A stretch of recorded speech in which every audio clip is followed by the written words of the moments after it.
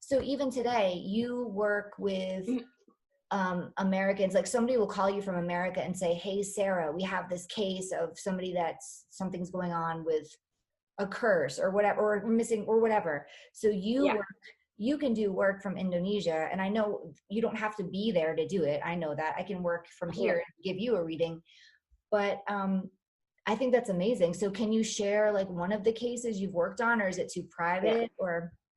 Okay, I will share one of the this is unforgettable moments too, because 4 years ago or 5 years ago, so one of the client, he lives in the US. Well, I cannot tell you the details about this person, but then the when I do Skype session for cleansing or for reading. So at first I will see what is it that like happened to him, like is it something bad, or is it it's just for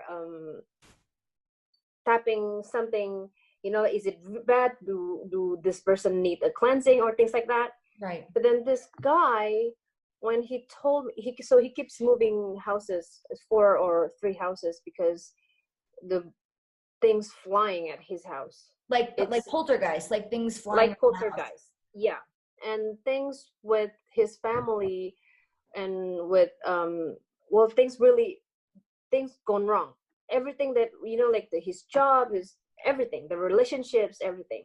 And then when I start our first Skype session, when I talked to him, like I was still like, oh hi, how are you, things like that, and I start seeing a figure, and then it's not, well, it takes form like a human, but it's not a solid line.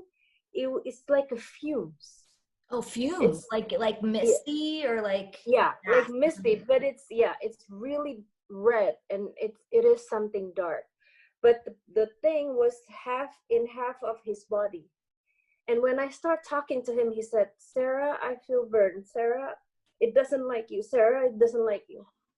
And then I'm like, okay, just it was, I inside my heart, like I wanted to cry, because I know that I cannot help him. This is beyond my level. Yeah. It is something, it's demonic. And then when I was still trying to calm him down, and I still have to stay calm, because I don't want to freak him out, because he was really freaking out, like, Sarah doesn't like you, I feel burned. And then I feel something choking me. I was in Jakarta, Indonesia, Skyping with this person. He's in, I don't know, somewhere, I forgot the location. Something choked me. Yeah. I cannot speak. Like I was like that, Cindy. That's really scary. And I said to him, I'm really sorry. I cannot help you, but I will contact someone who can work with you locally. That's really scary. I feel really sad that I cannot help him, but then again, I don't want to do something that I don't really understand at the time. And I don't do those. So in the Holzer files, there, there was one episode where we had actually called in an exorcist, because that's not my lane. So, right.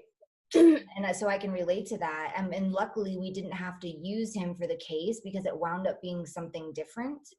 Okay. But in the first, it was The Devil in Texas. That was the episode of the Holzer Files. And in the first scene, we're actually going back to a case that Hans Holzer did, where there was a true like possession, where there was poltergeist activity flying around, like crazy phenomenon. And the young man who was afflicted with this wound up committing suicide.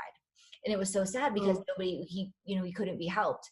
So, but I think, I would have done exactly the same thing that you did, because you can make it worse if you don't know what you're doing and you try to get right. That is not right.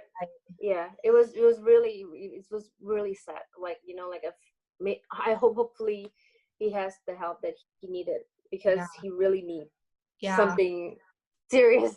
Yeah, that's interesting. And what do you think about, because I've seen this before, Have you ever encountered somebody who's had a walk-in? Do you know what a walk-in is? Where Walking?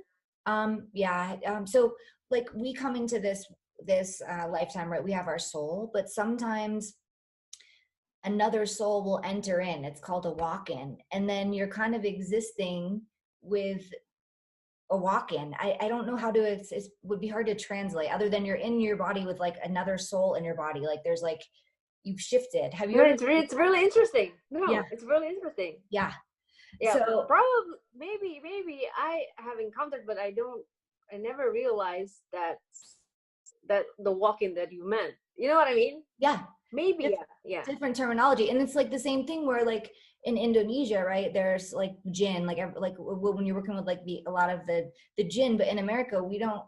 I mean, I know that what it is because I've been to Indonesia, but I wouldn't, if I hadn't known that, if I went to Indonesia, I would see something, but I wouldn't know what it was. Maybe I would say, oh, well, it looks weird, but you would be like, that's a jinn, you know? So it's, Yeah, you yeah, wonder like how much, yeah. It's like that. yeah, like what you know, what's in your knowingness and what you know is how you experience the spirit worlds, right? Yeah, So it's yeah. interesting to see when you have two different, completely different cultures, like East and West.